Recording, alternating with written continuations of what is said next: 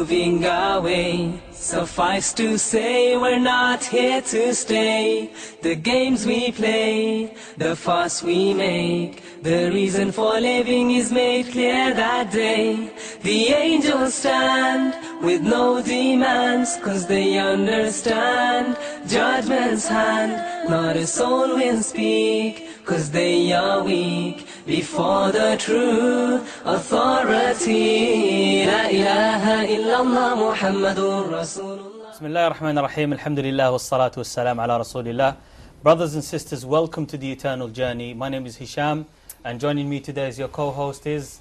Me, of course, Farouk. Alhamdulillah Rabbil Alameen. I thank Allah for allowing me to come today to carry on in this beautiful series. Alhamdulillah, it is the Eternal Journey.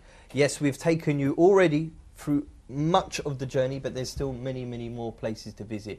And today we are continuing with the grave. We're continuing from where we left off in the last episode. So inshallah ta'ala, today's speciality we're going to be talking about is something which we all hope that Allah saves us from, and that is the punishment of the grave. Subhanallah. In the previous episode, we mentioned the grave and we spoke about the life in the grave that the believer will have, and the life in the grave that the disbeliever will have. But one thing we didn't speak about was the sinful Muslim. The Muslim that's been neglectful of their duties to Allah subhanahu wa ta'ala. May Allah enable us to be dutiful to Him. Ameen. So, Sheikh Wasim, what is the condition of the sinful believer in the grave? Bismillah, alhamdulillah, wa salatu wa salam ala rasulillah wa ba'd. We previously mentioned, as you quite rightly said, the state of the believing soul who's reached a level of ibadah where it's made very easy for them in the grave, and the opposite of that, the disbeliever who turned away from the guidance of Allah subhanahu wa ta'ala. And then there are those who involved themselves in ma'asi, sins. And the Prophet sallallahu alaihi wasallam mentioned to us a number of different types of sins which could constitute a punishment of the grave. The most common of these punishments, in which the Prophet ﷺ said, "Ammatu ahl al-qubur," the majority or most people of the people of the grave, that they will receive a punishment because they did not protect themselves, azakallah, from urine. La ilaha No. I mean, some people may see that as something which is, a minor issue, a small issue. Yeah. But because people take it as a small and minor issue, it can be a reason for a person being punished in the grave. And in fact, the narration of Abdullah ibn Abbas radiallahu anhu, that the Prophet ﷺ was passing by some graves, and two in particular, and he said, "Innahuma la yu'adhiban," that these two individuals are being punished, and that they are not being punished for what you may think is a major issue, but something people belittle. Sheikh, what we mean here is people who don't wash after they urinate. Yeah, just for people to understand at home. It's not just washing, it's like not taking care, protecting yourself when using the bathroom, for example, or when outside. Maybe the urine goes on yourself. You should protect yourself from it. SubhanAllah. Yeah. Okay. So the Prophet ﷺ said that the first one was being punished because they did not مَا كَانَ يَسْتَتِرُ مِنَ الْبَوْلِ. He didn't protect himself from urine. And the second one used to go around slandering, كَانَ يَمْشِي بِالنَّمِيمَةِ, which is spreading false information about people. There's ghiba, backbiting, in that you will say something about one person, which may be true, but the person doesn't like it. This one is slandering. This is false information, incorrect information, and yet spreading that amongst other people. So these are two reasons why a Muslim may be punished in the grave. Likewise, a person stealing from the booty, from the ghanima, before it has been distributed correctly. And during the life of the Prophet ﷺ, there was a person who had taken something from the booty without telling anybody. And while he was getting off his horse, an arrow, and it came and it struck him. And he fell dead, subhanAllah, just like that. And the people were saying, "Shaheed, Shaheed." And here the Prophet ﷺ explained that he had taken something from the booty without permission, and that he would be punished for that. And there's a long hadith as well, in which the Prophet ﷺ was shown the punishments of the people in the hellfire and in the grave and things like that, and that there were things like fornication, and also lying. These kinds of sins, that there's punishments for that in the grave. May Allah protect us from that. MashaAllah. Maybe we can elaborate more on these. Yeah, I wanted to ask about. I remember the particular hadith about the Prophet ﷺ passing by the two people, right? And he placed a plant of some description or a flower on top of this grave, and he said it's hoped. I mean, this might be wrong. Correct me if I'm wrong. And he placed this plant or this flower on top of the grave, and he said it's hoped, but by me doing this, that this would alleviate some of the punishment for them, Sheikh. Is this something that we should do, if this is a correct hadith or not? Or is this only something specific to the Prophet Muhammad sallallahu alaihi wasallam, because he knew what was happening to him, whereas we don't know anyone's condition in the grave? Yes, this is something that is specific from Sallallahu Alaihi Wasallam. This is something that he Sallallahu Alaihi Wasallam can do, and he made as well dua for them. He asked Allah Ta'ala to make it easy for them, and let Allah Subhanahu Wa Ta'ala lighten the adab for them. This is something that is special for him Sallallahu Alaihi Wasallam. Not anyone can do such action, but however we can all make dua. We can all make dua for those who passed away, those who are in the graves. We can make dua to Allah Ta'ala, make their trial there easy. Now, when we go to the grave, obviously we make dua and we try to remember death, like we've established in the program before. But sometimes people, out of ignorance or especially when I was a non-Muslim, we used to talk to the grave. We used to talk to the person in the grave, and we'd assume that they can. We wouldn't even think maybe they could hear us, but we'd talk to them. I just wanted to ask. It's not just non-Muslims; it's Muslims as well, Brother Farouk. Yeah. Going to the grave and speaking to the person, thinking that the person will hear them in the grave. Well, generally the ulama. My question, sorry, Sheikh, is can they hear us if we talk to it? Do the people in the grave hear what the people in the dunya are saying, and vice versa? Can we hear back from what they're saying? Okay. Well, generally the ulama of Ahl Sunnah, Jama'ah, are of the opinion that the people in the grave, they can hear us, but they cannot hear everything. They can hear certain things.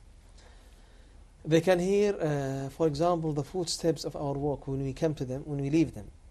And when a person is placed in his grave, he will be able to hear the footsteps of the people who buried him. Yes. Okay. And in one occasion, after 3 days after the Battle of Badr, he went to visit the people, or the dead people, dead bodies of the kuffar, non-believers, like Abu Jahl, Utbah bin Rabi'a, Shayba bin Rabi'a, and he called them, "Oh Abu Jahl, oh Utbah bin Rabi'a, oh Shayba bin Rabi'a." Umar was with him, said to him, "Oh Rasulullah, you're speaking to dead bodies, they won't be able to hear you." Yeah. He said to him, "Oh Umar, you cannot hear me better than them. You cannot hear me better than them. They can hear me. They can really hear me." So the ulama from this hadith and many other hadith, they said that the person who's in his grave will be able to hear certain things in general. Okay, but he cannot hear obviously everything. He cannot hear everything obviously. So from this hadith, Sheikh, can we extract that because the Prophet Muhammad ﷺ spoke to Abu Jahl and others, that any person can go to the grave of their father or mother or whoever, and sometimes people find it therapeutic to go. They find comfort in going to a grave and talking to someone who's passed away because they miss them and things like that. Can they actually hear them, and is this something that we are discouraged from doing? Well, we are encouraged something else. That is to, when you go to the grave, first of all, the hadith says once you enter to the graveyard, she says, "Salamu alaykum dar qawmi mu'minin." Peace be upon you, dwelling of believers. But you won't say "Salamu alaykum" to people who will not be able to hear you. Yes. Okay? So definitely they will be able to hear you. But now, what do you say when you go there? What is the manners and the etiquette of the believer when he goes to the graveyard? The grave, yeah. You just go there and talk to them and have chat with them. They're not interested in that. What they want from you is they want from you dua. Of course. And the dua should be to Allah subhanahu wa ta'ala. Allah ta'ala makes their test easy. And Allah ta'ala forgive their sins, and so on and so forth. So you make dua for them. This is far better and more important than anything else. You ask Allah Ta'ala to forgive them, you ask Allah Ta'ala to bestow His mercy upon them, and yourself, you get reminded of the hereafter. صح. And, Yes, very important. What is better for you. That's Because right. He will say to them, وَإِنَّا بِكُمْ إِنْ شَاءَ اللَّهُ لَاحِقُونَ, who shall join you soon. And this is the dua that we say when you go to the graveyard. Therefore, this is what we should supposed to do. Go to the graveyard. It's not a place where we remember memories and remember other Yeah. things, Mm. apart from what is beneficial for us and them. MashaAllah, Subhanallah. tabarakallah. Farouk, I heard, there's a hadith, I don't know if you know it, that the animals, they can Yeah. hear. Yeah, Sahih. Maybe Sheikh Wasim can Elaborate enlighten on us that. further on this matter. Can the animals hear what's going on in the grave? I heard, Allah knows if it's true or not, but the animals, Allah subhanahu wa ta'ala allowed them to hear it, but He removed us from hearing it, so that we don't hear the punishments and the trials of the grave. Is this correct? Or? Yeah, you're right in stating that we don't obviously hear the screaming, if it is the people being punished in their graves, and the wailing and the punishment that they would be going through. And this is one of the mercies of Allah subhanahu wa ta'ala, that we are, there's something hidden from us, because it would cause great distress to us Yeah. to hear such punishments to a people.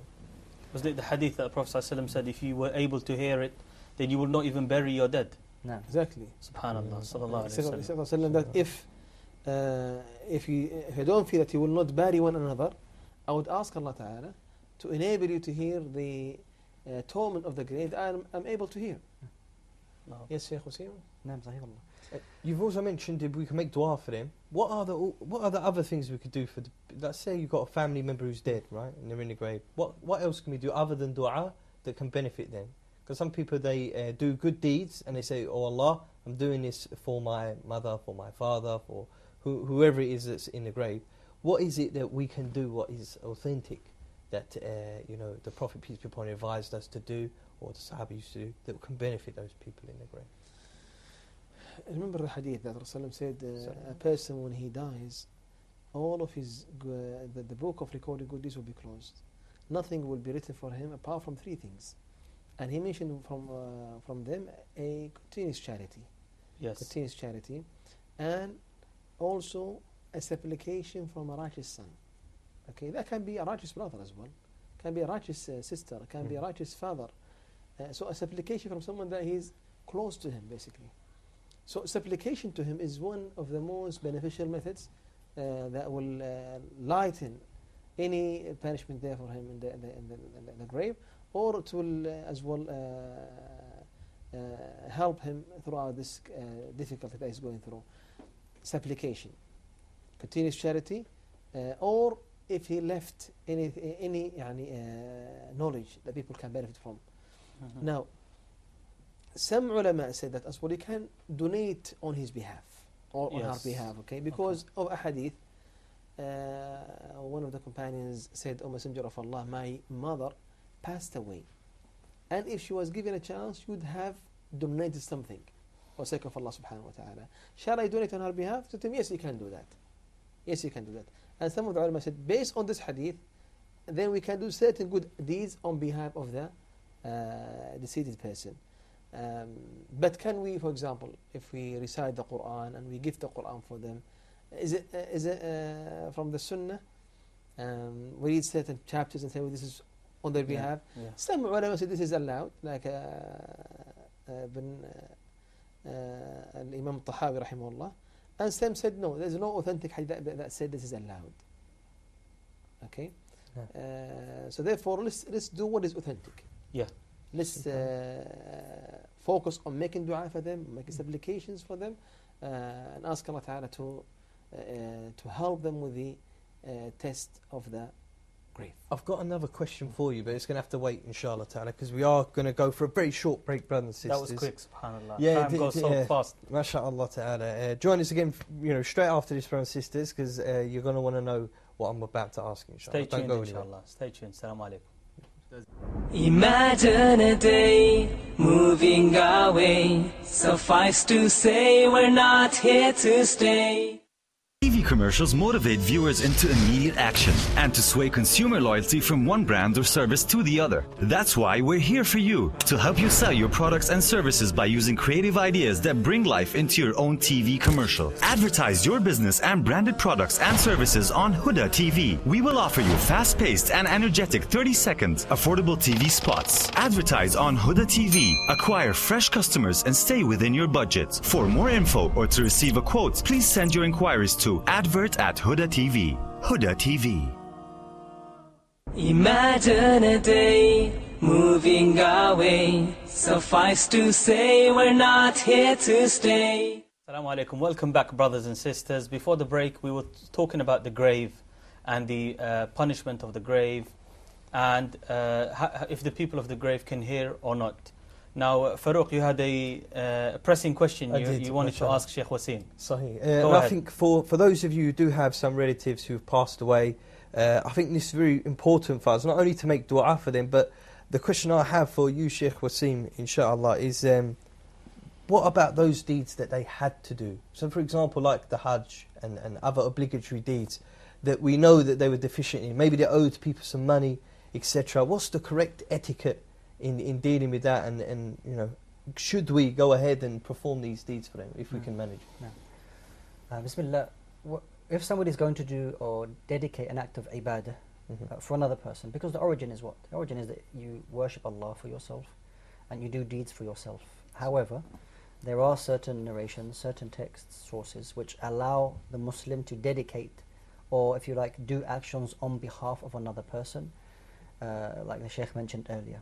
You can make dua for them, and you can do other acts. And now, a person didn't manage to perform Hajj, or didn't manage to perform Umrah.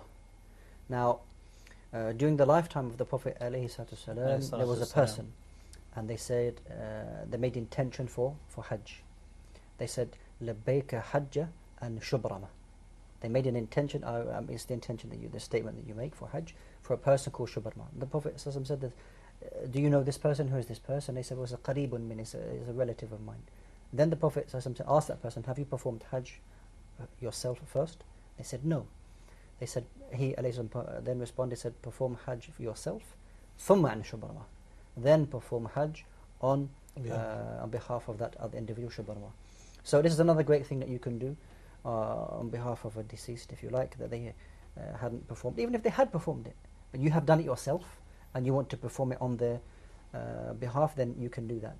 And there are other issues, other acts of ibadah, which some of the scholars have also allowed, that maybe that person had made another, like a promise to make, to fast a number of days, for example, okay, or to pay money, then you can do that on their behalf if they had deceased. No. So, mashallah, the doors of khair are so many for us, subhanallah.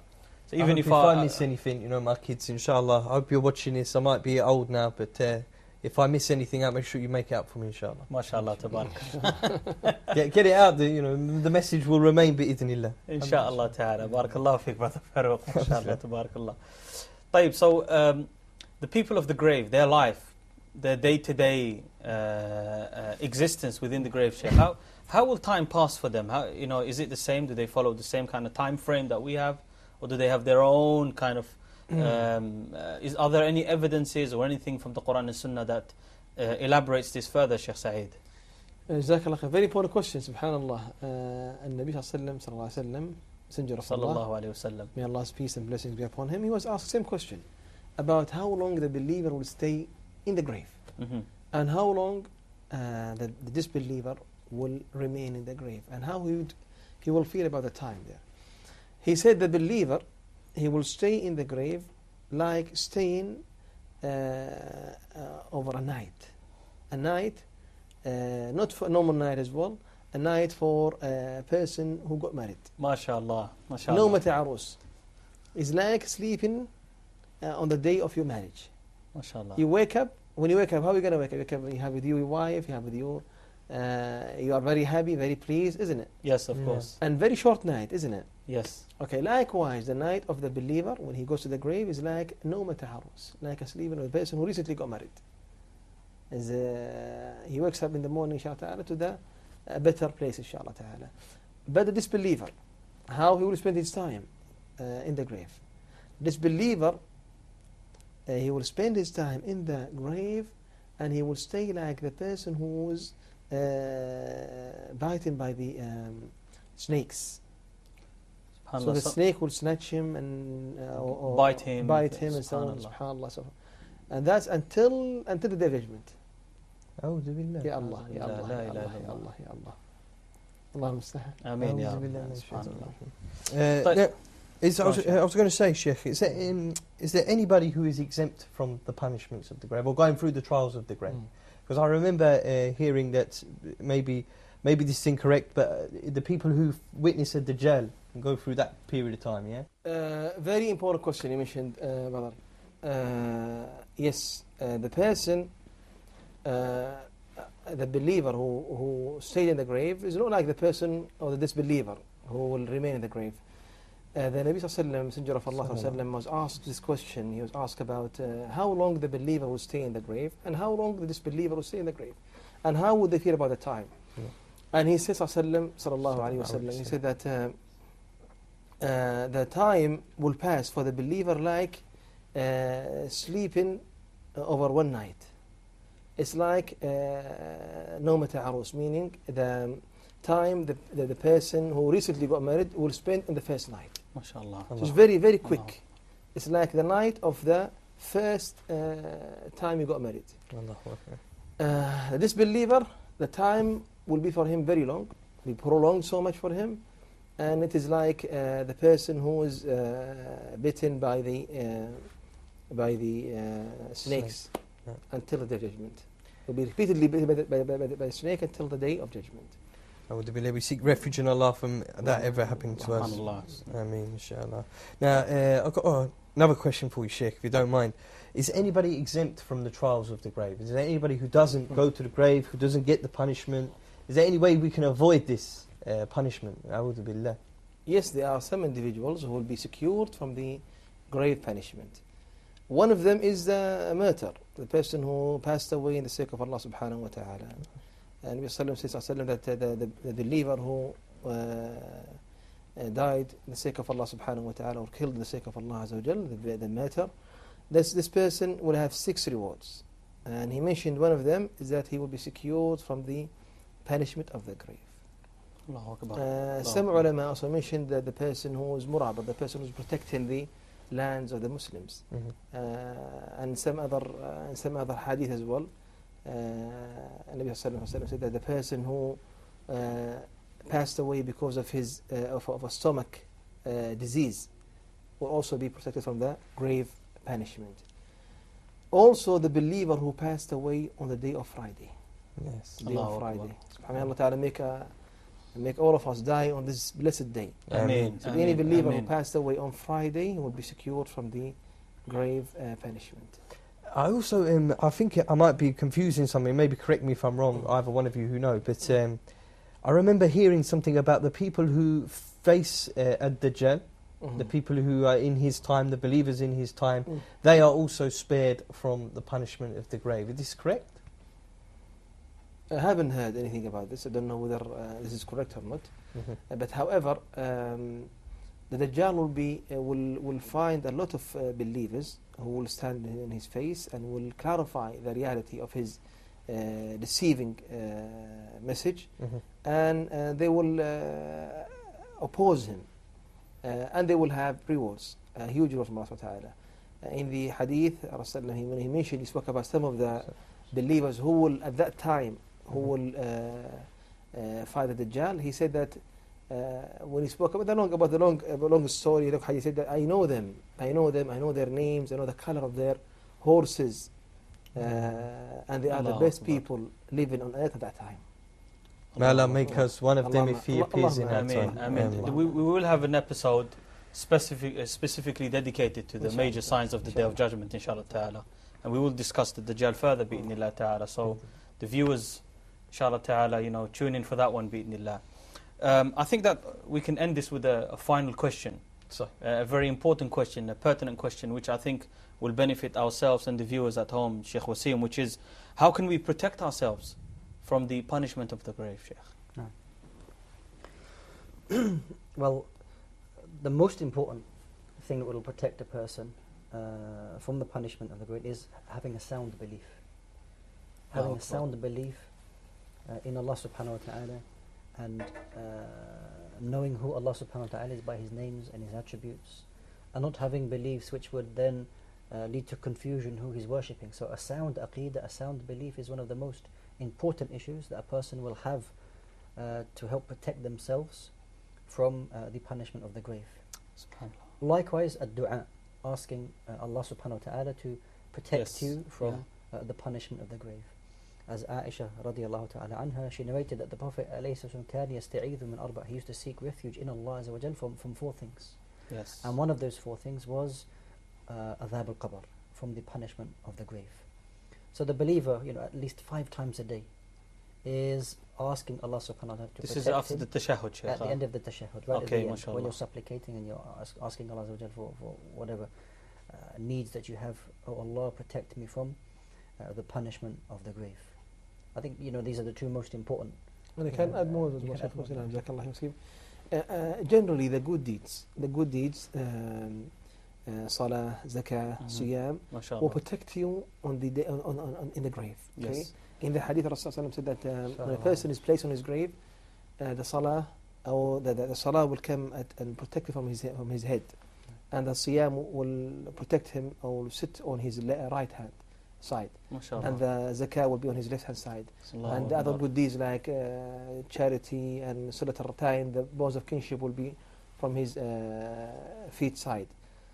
So when he's approached from his head, the salah will say, no, don't come from my side, don't pass through me.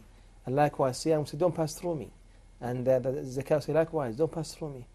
They will protect him in the grave. These good deeds will protect you in the grave. So if anyone performs them as Allah subhanahu wa ta'ala legislated, as Allah subhanahu wa ta'ala instructed, they will be, of course, means to protect him from the grave punishment.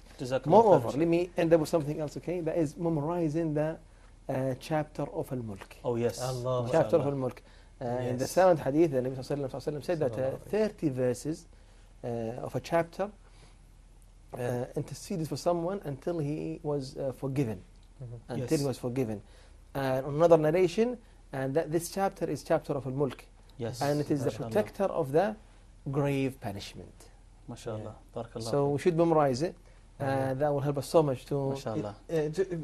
We've ran out of time, but there's one quick last thing I want to ask you. Is that you meant to recite it after Maghrib? Is that why people recite after Maghrib? No, well, you should memorize it. You should memorize it, okay? And keep on reciting as much as you can. Khalas. MashaAllah. Barakallah. Jazakumullahu khairan, MashaAllah, subhanAllah.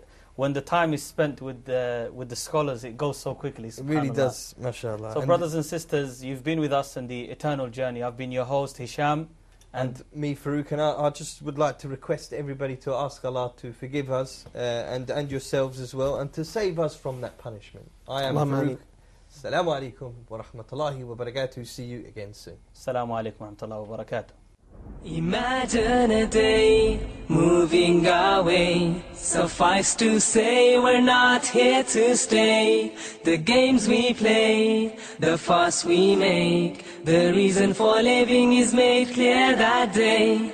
The angels stand with no demands, 'cause they understand judgment's hand. Not a soul will speak, 'cause they are weak before the true authority.